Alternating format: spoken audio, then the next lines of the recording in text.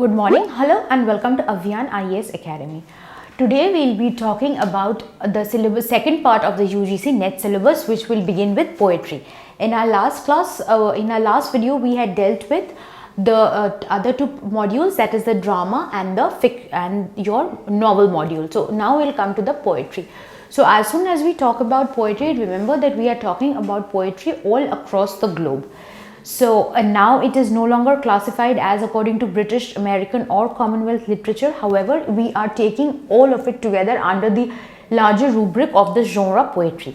So the first thing that we would be talking about are the theories of poetry, that's like Plato, Aristotle, Mimesis. Then we'd be talking about the defense of poesy.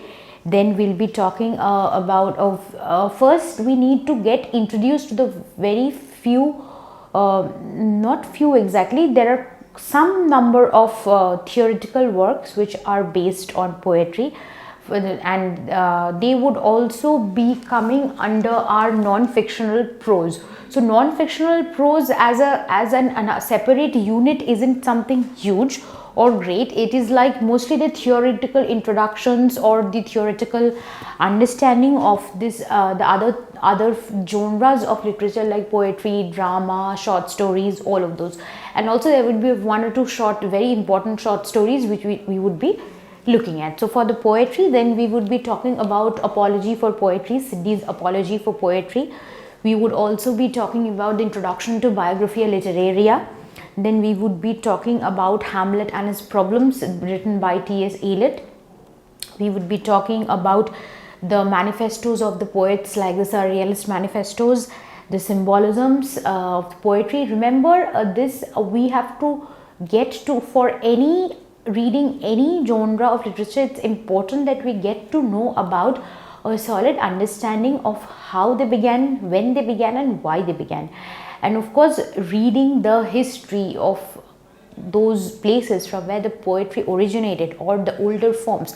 For example, the East Midlandic dialect, which is our modern English, is, before we know that it's important to get to know about the Old and the Middle English, the Anglo-Saxons, right?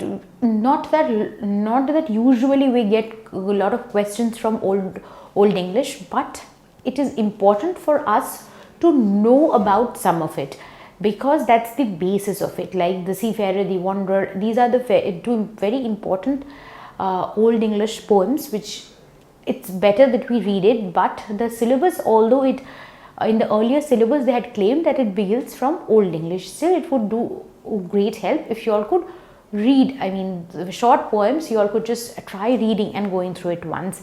Then we come to one of the most important thing of poetry, that's Chaucer, the Canterbury Tales. This is something of supreme importance. Chaucer is repeatedly and frequently asked in your questions. There are almost no years when there are no questions with the Canterbury Tales.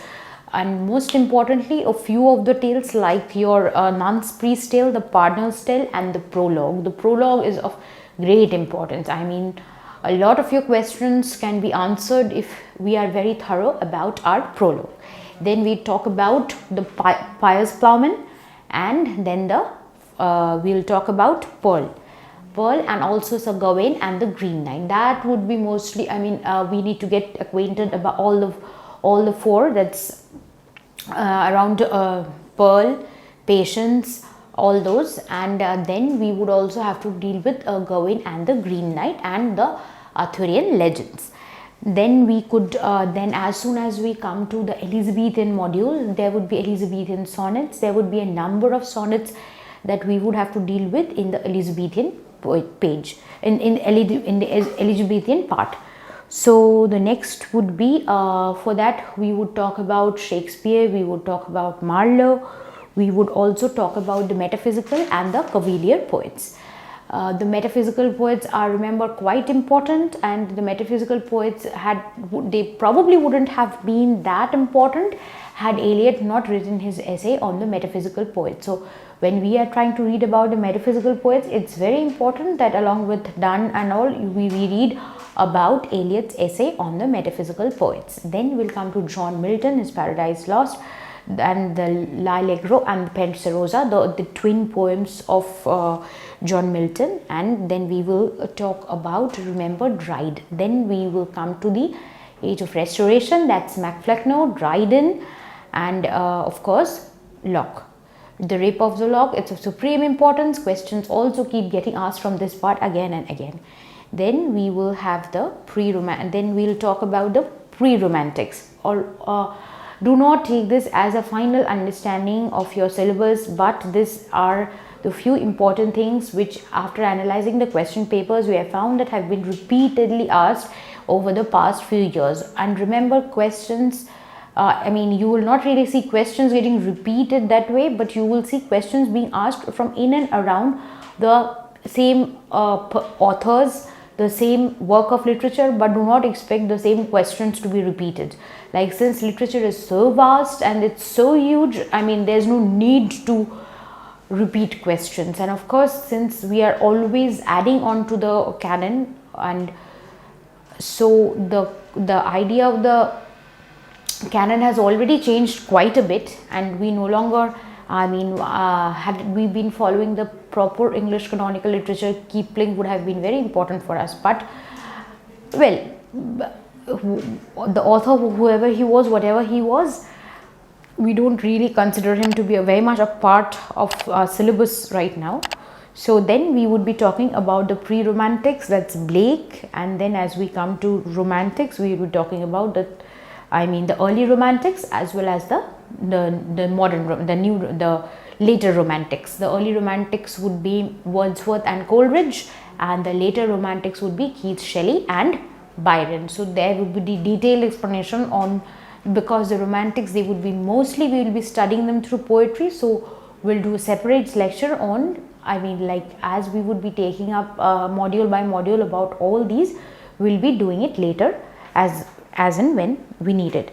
So then we'll for Kubla Khan, we'll have the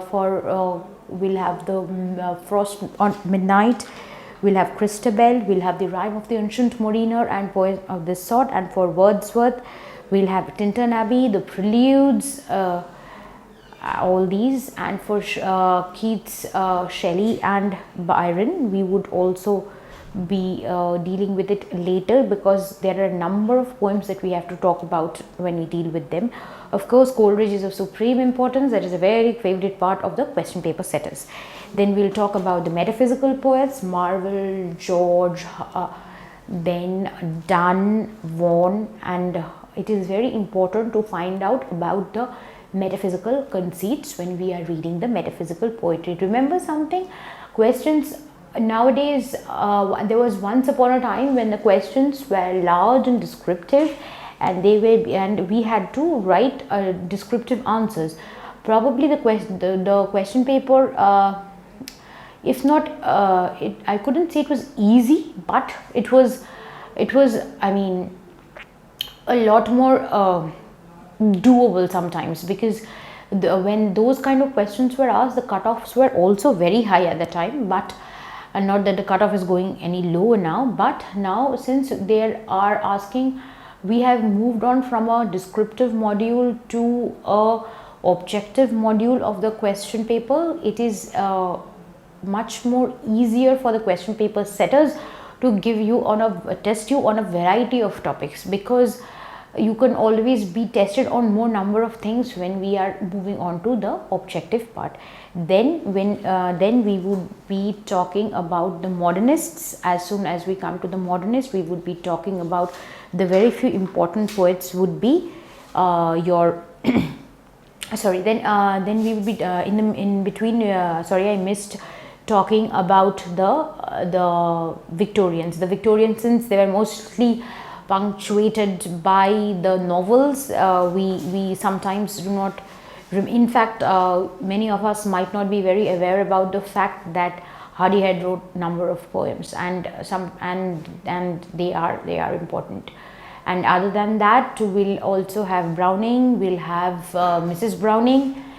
So for after that, we'll come over to the modern poets. The modern poets would be Ezra Pound. There would be remember about Ezra Pound's editing T.S. Eliot's work had probably made him, we just know him mostly as an editor to Eliot's work, but there were a number of things which he had written and they are quite difficult as a piece of literature. So we'll have Eliot, we'll have Pound, we'll have Yeats. Yeats is an entirely different, when we talk about Yeats, we'll have to talk about the entire legacy of the Irish poetry, the Irish Revolution. All of those would be very important in understanding Keats's understanding Yeats's poetry. So then we'll talk about the First World War, the trench poets, and then we'll talk about all the war poets that we have, like Sigrid Sassoon. We'll talk about Spender, then we'll talk about Sigrid Sassoon and all, then we'll talk about the Auden, then we'll talk about Cecil Day Lewis and all these poets, and also we'll talk about the movement poets. That's Philip Larkin and Dylan Thomas. Philip Larkin and Dylan Thomas keeps getting repeated quite a bit. And finally, for the modernists, we'll have Ted Hughes and Sylvia Plath that we have to talk about.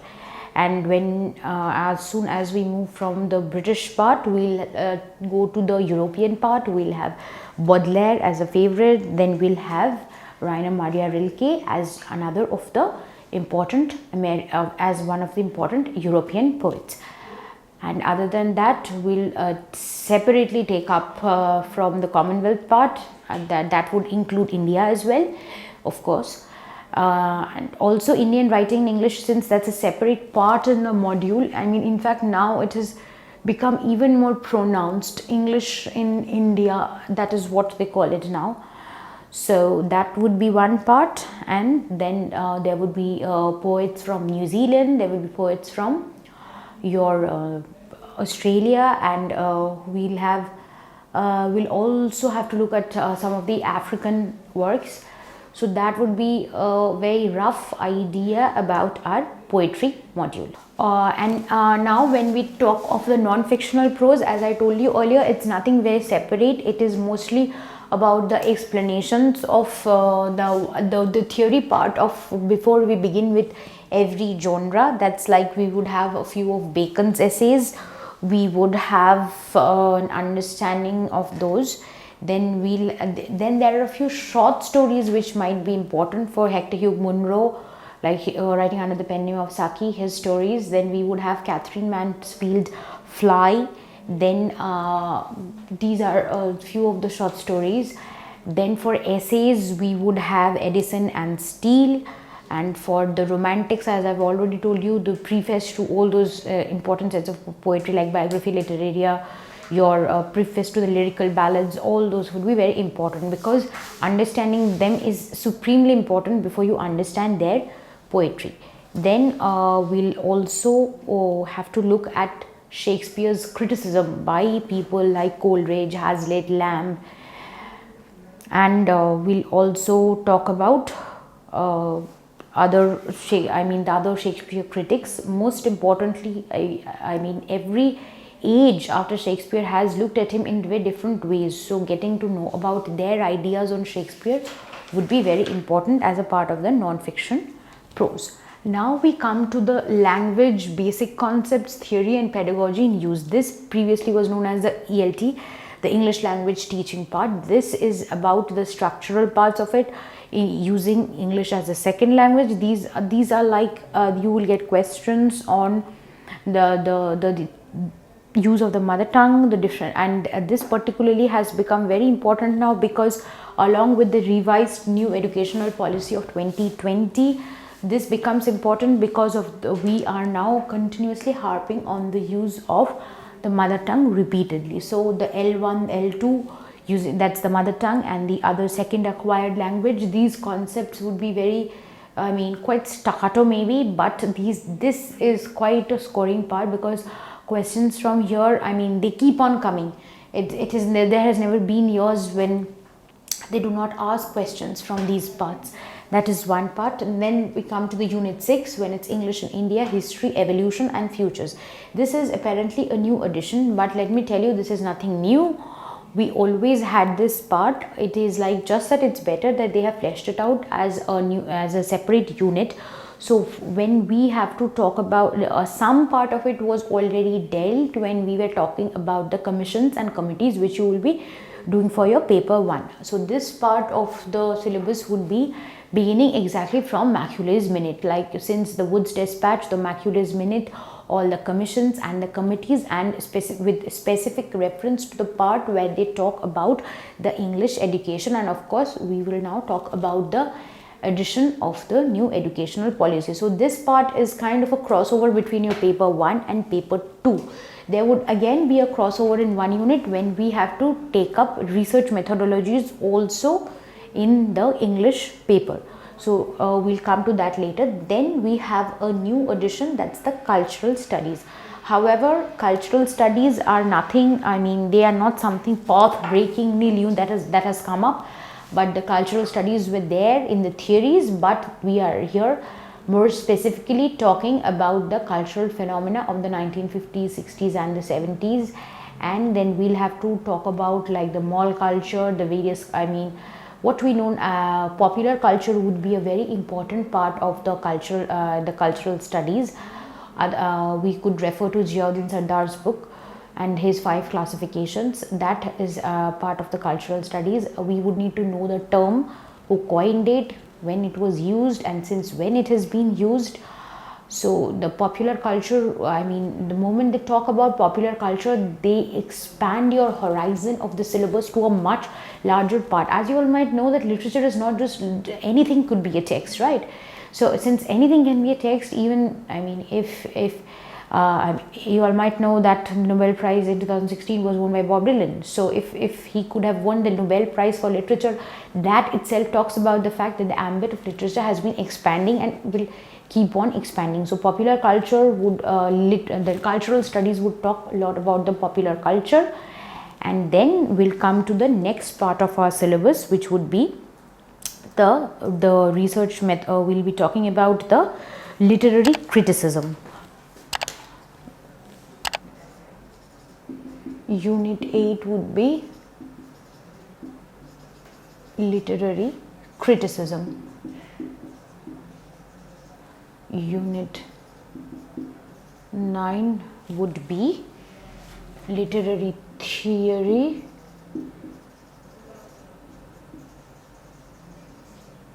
post World War II, and unit 10 would be research methodologies.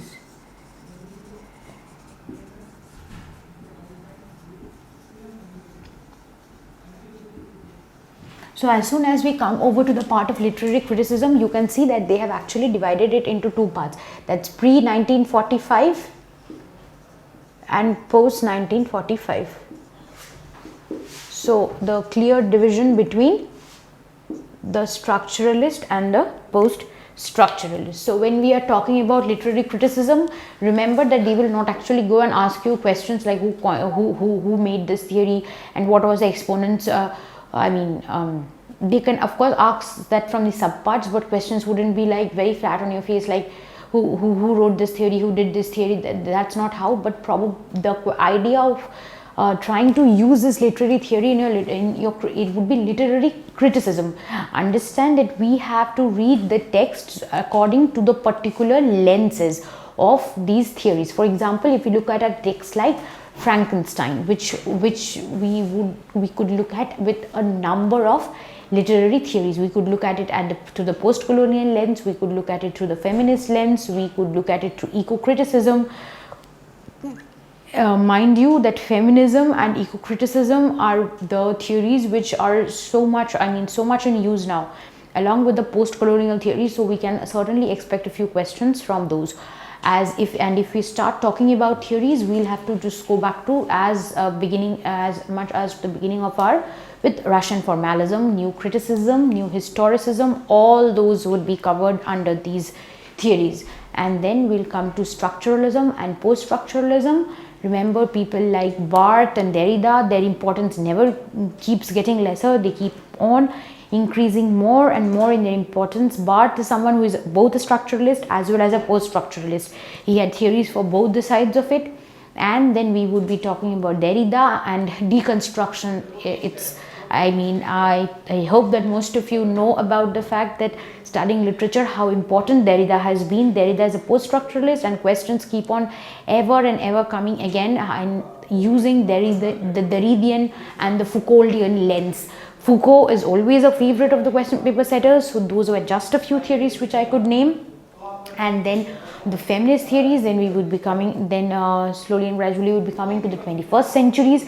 And when we come to the 21st centuries, remember that the pop culture, the association of this is an ever booming science, an ever booming field. So no longer do we say it is English literature, we say literatures in English. So just understand how far the rubric has extended. Any literature that is written and has been translated into English also comes under English literature. So now we no longer call the English literature departments just the English literature departments. We call them departments of English literature and cultural studies, because literature, of course, is carrying a heritage of its culture along with it.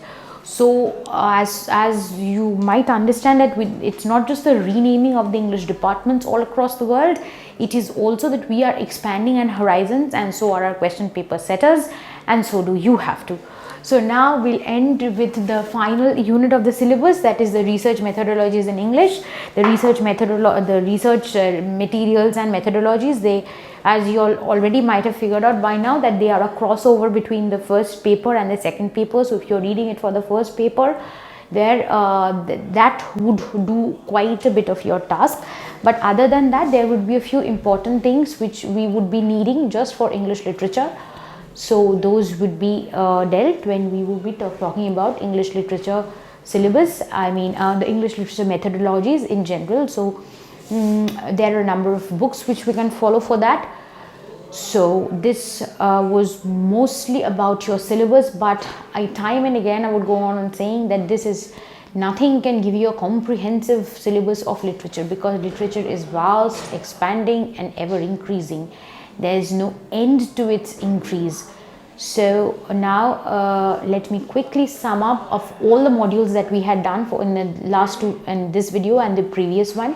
So all the 10 modules which we had done till now were prose, poetry, fiction and non-fiction, the novels and the dramas. Remember that for the first 4 modules, as they have also given it out in the official websites too, that they can be questions asked from the first 4 modules, that is drama, poetry, fiction, short story and non-fictional prose, as in form of comprehensions, which you would have to evaluate and write based on it. So there could be questions which would be you have to read them, understand and write. And I would say this is quite a good opportunity, because questions could be very workable there. Do not expect having gone to your hall, having mugged up things and answers coming to you.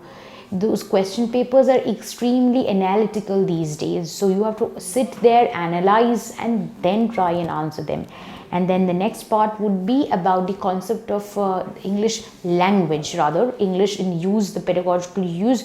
Those would be the concept of English language, what was previously known as the ELT, the English language teaching. Then we would talk about the use of English in India, like since we'll be beginning with the commissions and committees. That is again, as I've told you, quite a crossover. However, we have to be a little more careful about the usage of English in those reports. And of course, with the coming of the new educational policy, this has become extremely important for us for the subsequent NETs. Like as from 2021 onwards, we would have to keep a focus on this changing idea of using English in our curriculum, and we have to get to know about how the government is the educational commissions, committees, and along with the help of the government, how they are doing it, and change it in a way so that we can focus more on the method of learning through our mother tongue. And the final part would be, that's the literary theories both pre as well as post 1945, that's structuralism, as well as post-structuralism, like as the world is divided between the structuralists and the post-structuralists, so would be your theories too. And finally, we'll be taking up research methodologies, all of which would be dealt in a separate video lecture. That's all for today. Thank you and have a great day.